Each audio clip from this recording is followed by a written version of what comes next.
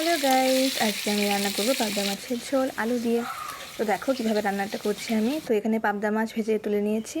তারপর কড়াতে তেল দিয়ে তার মধ্যে দিয়ে দিলাম জিরে ফোড়ন, তার মধ্যে দিয়ে দিলাম জিরে কাঁচা লঙ্কা বাটা, তারপরে দিয়ে দিয়েছি টমেটো বাটা। এরপর এখানে আমি দিয়ে দিচ্ছি হলুদ গুঁড়ো একে একে, তারপরে লবণ দিয়ে দেবো। লবণ দিয়ে ভালো করে নেড়ে নেব।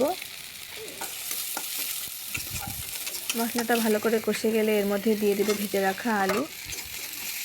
আলু দিয়ে ভালো করে নেড়ে নেব, তার মানে জল দিয়ে ভালো করে কষে নেব।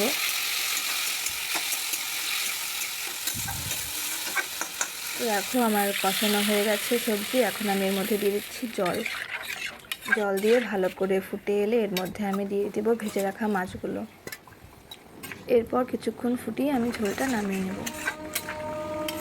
তোমরা কারা কারা খাবে চলে এসো, আমার পাবদা মাছের ঝোল তৈরি হয়ে গেছে। ভিডিওটি ভালো লাগলে একটা লাইক করে দিও।